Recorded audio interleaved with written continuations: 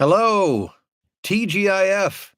It is time for our Friday Q&A. What's going on? Welcome to the Daily Voice Over Huddle. I'm Bill DeWeese, professional voice talent, voice coach, voiceover demo producer. My latest book is Get Paid Using Your Voice, Get Found, Get Heard, and Get Hired. If you're looking for a roadmap to the voiceover business, this is it. You can pick up the digital download below in the description for less than $10. Just download it and have immediate access to it. I'm excited about today. Not only this morning, but when I'm done with after the Q&A this morning, I'm having breakfast with a young man. I call him a young man. He's a grown man. Haven't seen him for years. Was one of the producers for a morning radio show I did years ago, and he was in college at the time. And now he's married and has a bunch of kids. And one of the, I was thinking this morning, one of the greatest things in my life as I look back is the chance that I've had to invest. And I like working with, with older people as well, but I've had the opportunity to work with a lot of young people. When I was in radio as a program director, I hired and developed a lot of talent, taught a lot of kids when I was in college, and to watch them as they grow personally and professionally, and getting a chance to reconnect is just one of the bigger thrills of my life. So I'm excited to do that later this morning. And I'm excited for your growth in voiceover. And I know that's what brings you here. We do this daily huddle every weekday at this time to share a tip, trick, strategy, some encouragement, motivation, something to help you further down the road of voiceover success, to help you make more money in voiceover. That's what this video is about. That's what this channel of now, right around, I think over 1,300 videos. And thanks for being a part of that. If you haven't subscribed yet, make sure you do that. And as today being Friday, traditionally that makes it our Q&A day. So if you have a voiceover related question, just put it in the live chat. So here's the way it works. I know it's a little corny, but I just like to acknowledge everybody who's on, because it means a lot to me and I appreciate you. So if you don't mind taking a second, even if you don't have a question, just let me know where you're watching and listening from this morning so I can give you some personal recognition this morning. And if you've got a question, put it in there in the chat as succinctly as you can, because with the limited time that we have this morning, I want to answer as many questions as I can. So quick questions, quick answers, and then I'll do as many as I can. And then, of course, since I do this for a living as well, record voiceovers. That is, I'll need to get going with that soon. There was I know a couple of things I needed to mention real quick. Number one, if you're not registered for the daily reminders, and I know a lot of you guys are, and what is a daily reminder? If you want me to text you and to email you 30 minutes before I go live with the live huddles to let you know so you don't miss one, go below in the description and you can register to do that. And I will text you and I will email you every day 30 minutes before we go live, just so you don't miss anything. And then also the other thing I want to remind you is that the VoiceOver Black Friday sale begins 1 week from today, but you can register right now today as an early bird, link below in the description. And when you do that, it will make sure that we'll get you in an hour before everybody else. And the significance of that is the first 300 people who buy something on Black Friday receive the contents of my voiceover training mystery box. Since it's a mystery, I cannot tell you what it is, but I can tell you this: it's worth over $200. So if that's of interest to you, and I hope it is, because the sale is going to be phenomenal, make sure that you get below and you get registered early for that. And also, just as a way of saying thank you, I'll send you a coupon code for 35% off anything in my online store, which is separate from the VoiceOver Black Friday. The Black Friday sale is not in the store. You'll see that on Black Friday. But I've got a bunch of my training up there, and I'll give that to you so you can get some Black Friday shopping done as well. All right, let's see what's going on in the live chat. Ariel, first in today. How are you doing, Ariel? Says, good morning and ready for your wisdom from stormy yet woohoo Thanksgiving holidays begin in just 6 hours. California. All right, let's get this, let's light this candle and get this party started. Let's see here. Terry says, good morning from light snowy Falston, Maryland. John is wishing everyone a happy Friday from Denver. Corey with a question. What is vocal fry, and is there a fix? I've been described as having a raspy, growly voice with some vocal fry. Not sure what it means. Well, vocal fry is not necessarily a bad thing, so it's not something that needs to be fixed. Vocal fry, like for instance, right now, I'm speaking to you it's from my diaphragm. So it's a little more presentational, kind of pushing out, because you're a group of people. So in my mind, I kind of see this as a small gathering. And so I'm pushing it out a little bit. Vocal fry, imagine this. if you were to wake up first thing in the morning and you were to turn and talk to your spouse, your partner, how would you talk to them like this? Would you project from your diaphragm and say, "Good morning, how you doing?" And maybe you do. And if you do, by the way, that would be annoying. Don't be that cheery first thing in the morning. Most people, most normal people would ease into it. And instead of saying good morning, you'd say, "Hey, good morning. How'd you sleep last night?" Well, that's because you're talking from up here. You have not yet mustered the energy to talk from down here. And it's not even really so much mustering the energy. It's when you're in close proximity and having an intimate conversation, you don't speak from the diaphragm. That would be odd. That would be very strange for the person you're talking to. You'd move the voice up here, and it brings people in closer. So vocal fry is like right here. I'm speaking with vocal fry. It's not a bad thing. It's just a different way of communicating. It's if you want people to lean in to hear what you have to say, this is the perfect way to do it. And it's very appropriate for a lot of voiceover stuff. So don't try to fix it. Nothing wrong with it. It's just knowing when to use it. Theo says, "Happy Friday from the kitchen table in melty, mushy, yet still lovely Palos Hills. Looking forward to a directed pickup session today with my first video game client. First video game client. Let's ring the voiceover bell of success for Theo this morning. That's fantastic, Theo. Good luck with that. Hope you have a great session. Hey, Mike, good morning. He has a question. I've been doing voiceover for about 6 months, and most jobs have been about 2,000 word reads. Do jobs or scripts tend to get smaller as time goes on? I don't do audiobooks. It's not a function of time or how long you've done it. It's a function of what kind of work that you do, Mike. So, uh, for instance, as I said, I've done this for a long time, 18 years. So I get 2,000 plus word scripts all the time. I would say a lot of my work, is longer form because there's more corporate work out there and audiobook work than really anything else. So, I've got a client that occasionally throws a 10,000 word project my way. And, we do it in a 2-hour directed session that we do that on occasion. And then, of course, like yesterday, I was recording promos for New Mexico PBS. I'm their TV affiliate voice, and so some of those are like 5 words long. I mean, it's a 5-second tag for a TV show. So it's not a function of how long you've done it. It's just what you end up doing. And frankly, commercials tend to be shorter, and promos and promo tags.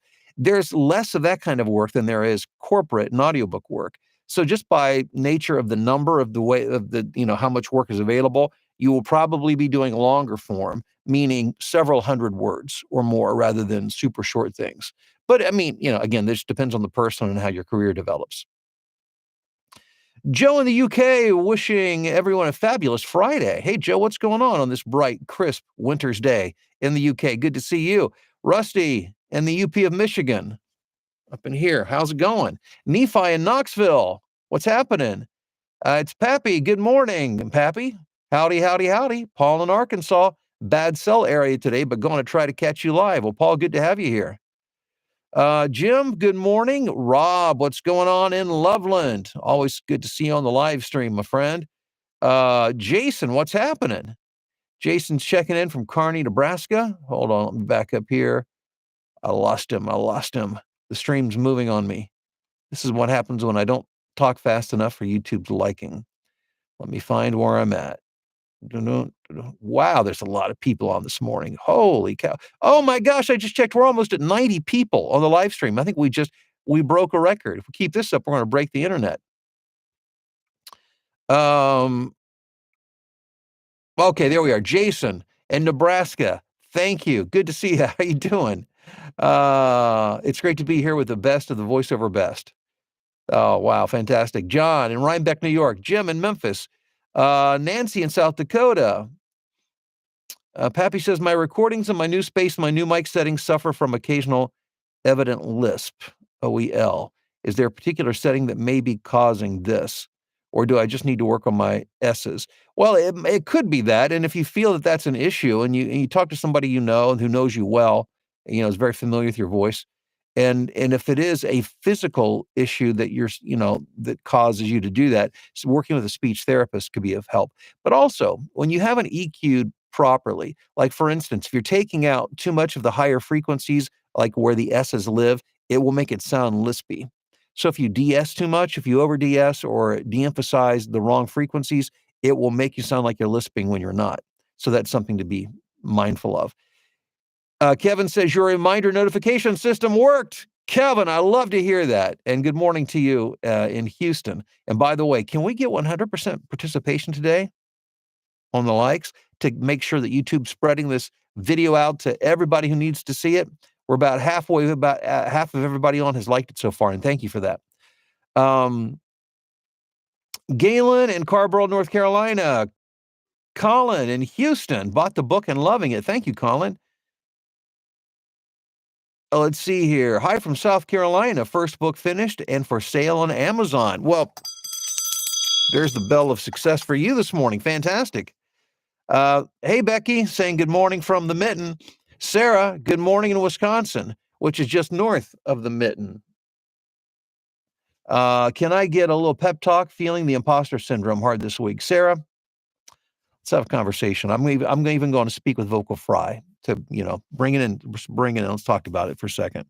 Here, the hard truth is when you're doing creative work and performance work, I don't know that I've met anybody who did not suffer from imposter syndrome, not just in the beginning, but even when they've done it for a while. I mean, do you think that it never enters my mind? Of course it does. Sometimes I think, I'll think of what I'm doing and the kind of work I'm doing and the clients I'm working for, and I'm thinking, I shouldn't be doing, what? How did I get here? I mean, and I'm just being honest with you, and I'm thankful for it. And I'm not trying to downplay ability and the work that I've done, because I have. And, all of you, you've worked hard to do what you do. And, but as you start to get some success, you'll start to think, okay, when am I going to be found out? When's the ride going to be over? But what you'll find out is that all performers suffer from that. So take encouragement and take heart in knowing that it's not just a you thing, Sarah. It's an everybody thing. And all you can do is, just appreciate the opportunities that you get and know that you've earned them and you deserve them, or you wouldn't have them, and just keep moving forward. All right, Aaron, what's going on? Happy Friday from Columbia, Missouri. David. David, I lost you. I lost the stream. Let me back up here. Oh, let's see here. Oh my gosh, you guys, there's so many comments here. I'm having a hard time keeping track, and the stream is moving on me. There we go. Colin in Houston bought the book and loving it. Fantastic. Let's see here. Sarah, Aaron in Missouri, David in Ontario. Hi, everybody. It's Don from South Africa, Houston, known in chat as Merlin, but switched my account to run a fun gaming YouTube channel, and it gives me an opportunity to practice VO at the same time. Fantastic, Don. Good to see you this morning. Hey, Tracy, what's up in Rochester, Minnesota? Jerry in Dallas, Rich in Lincoln, Nebraska, Ethan in Toronto, Spencer in Houston. Tracy says, does the interplay between vocal timbre, pacing, and emphasis shape the listener's perception of a voiceover? Yeah, everything. Everything shapes the listener's perception of a voiceover, but nothing more than emotion. Emotion trumps everything. How you feel as you read is what resonates with the person who's listening more than anything else. Jay King, what's up in Atlanta? Charlotte, North Carolina. Hello, Ron. And let's see. Good morning from Coast Guard City, USA. Larry in Casper, Wyoming. Wayne in Port Orchard, Washington. Wet and windy. Kathleen says good morning from Evanston, Wyoming. Just a heads up, Bill, your text reminders worked well, even out here in South Africa. Hey, love it. And thanks for signing up for those reminders. You can do that below in the description. And we broke 90. We're at 92. We are in new territory, my friends. I feel a 100 coming on here pretty soon. Denise in Long Island, what's going on? Hope things are going well out there on Long Island. Adrian, good to see you this morning. Southern fried greetings from Adrian in Birmingham. Hey, I like Southern fried anything. Oh my gosh, don't get me started. John, good morning in Vestal, New York. Marla from Texas says, buy that book. Great reference for voice actors. Thank you, Marla. Always appreciate your kind endorsement. Riley, what's up in Texas? Ralph says, greetings from Fresno, California. Thumbs up, everybody. Joy, hello to you from cloudy, chilly Southfield, Michigan. Happy Friday. We've got Curly checking in from Atlanta. Chris, what's going on? Browns winning the snow globe. Oh, you know what? I saw it was on. I didn't even watch the game last night. Browns won. Congrats. Good morning from Washington, D.C. Kirk Good morning from Greenville, South Carolina. Fawn from chilly, sunny Florida. Jeff, good morning to you in Henryville, Indiana. My studio is in Louisville, Kentucky, about 20 minutes away. Joe says it's Joe BK from the UK. Woohoo. I'm here on your live chat. Many thanks, Bill. Your advice is amazing. Well, Joe BK from the UK, thank you for being here. Appreciate you. Ariel says, how do you manage when gigs come in that go against your values? I don't want to list all the no's in a Fiverr or other thought. Yeah, don't get into whether it's on your website or a Fiverr gig, start talking about all the things you won't do, because that just makes you sound difficult to work with. But you know what your boundaries are and what you're comfortable doing and what you're not comfortable with doing. And you shouldn't feel hesitant just saying no. I mean, just like in real life, if somebody asks you to do something that you wouldn't do, you've got boundaries and you don't do it. And so if there's something you don't want to do, just you kindly explain to the client. You don't need to make a big deal out of it. Just saying, hey, I appreciate the opportunity, but I just want to let you know that this is the kind of commercial I don't do, or this is the kind I don't do this kind of work, whatever it might be. And you don't need to feel bad about that at all. How long does it take for y'all for a 75,000 audiobook with a lot of sound effects and an atmosphere? Oh my Lord. I can tell you that here's what with a lot of sound effects and atmosphere, it depends on how much. I mean, it could be with 75,000 words, it's impossible to say, but I can tell you this. It takes me about an hour to record 10,000 words, not edit, but record. So that's 7.5 hours of finished audio. It would take the average voiceover talent, multiply that times 3 or 4 to record and edit. And then if you've got lots of sound effects and atmosphere, I mean, you could be talking weeks, a month, a long time. John in Rhinebeck. Alex in Westlake, Ohio. OH. Rocky from Rocky Top, Tennessee. Good morning, chilly morning from Tennessee. I love Knoxville because that's where my mom grew up, and my grandparents live there. So I've worn a trail down I-75 going down that way, and when I go through Rocky Top, I always think of University of Tennessee. Greetings from Holland, everyone. Hey, good to have you here. Good to have Holland in the house. Mary and Lyle, Illinois. Hey, Mary. Ron, any sites that provide industry-accepted waivers, contracts, etc.? I don't know, Ron. Let me tell you why. I don't initiate contracts and waivers. Never do, because anything that you introduce into the mix, if it slows down the process, and usually voiceover is the last link of the production chain, is likely to cause your client to go find somebody else. Because usually when somebody needs a voiceover, they need it relatively quickly. It's just the nature of the beast. So when you start introducing things, well, I'm going to need you to do this. I'm going to need you to sign this, and then they've got to run it up the pole with legal, and that just slows the whole works. I never, and I've done this for 18 years, and I've got a 99.7% collection rate. I never initiate a contract. You do what you want. I'm not telling you not to. I'm just telling you the consequences of that. However, if the client does, I'm very glad to sign it. That's a whole other ballgame. Jim says, how long between when you first started out in Fiverr and when you started making any money? Oh, I mean, took several months at least, I would say. Colin in Houston, loving the book. So much great information. Thank you. We're almost at the end of the list here. John, what's going on? Oh, we're at 96 people on. Can we get 100? That would be amazing. I definitely will ring the sweet sound of voiceover success if we hit 100. Jeff says 75,000 word audiobook will take about 48 hours to complete without sound effects. Thank you, Jeff. Rich, daily reminders are awesome. Thank you. How do you deal with nerves? Here's how I deal with it. I just do it anyway. Do it anyhow. You can't make nerves go away except by doing what it is you don't want to do. That's just the honest truth. Jerry says, since staying logged in on Fiverr for a whole week now, I've received 3 new gig orders and my gig impressions have tripled. Jerry, I'm so glad you attended Mallory's training. The girl knows why I call her a girl. She's my daughter.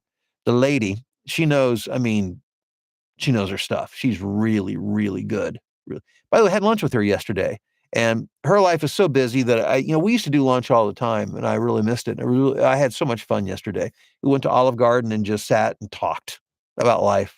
It was awesome. I've got great kids. I really do. And I know you do too. It's just wonderful, having kids. John says, how do you handle going on a 2 to 3 week vacation without access to your studio? Stop auditioning or more before departing? No, I don't. I don't. I've never taken 2 or 3 week vacation. I think I once took a 1 week vacation. I usually take long weekends. If I was going to be gone for 3 weeks, I would stop auditioning and I would put I'd either check my email every day to respond to people, let them know what's going on, or I'd put an autoresponder in my email, but I would also contact all of my clients and let them know that I'd be gone. That's the most important thing.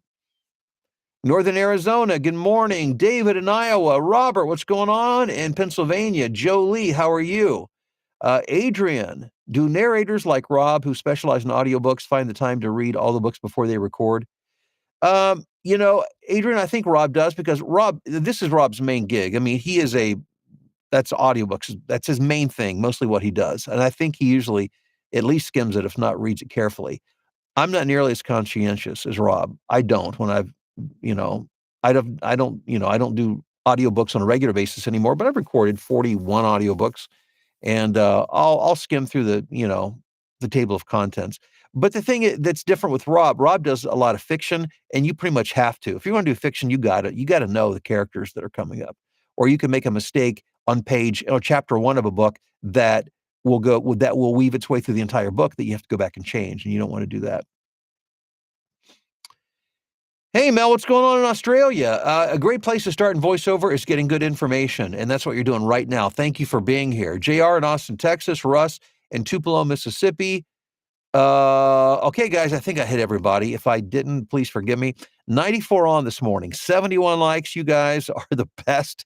Don't forget to get registered as an early bird for the Black Friday special because my Black Friday sale is happening 1 week from today.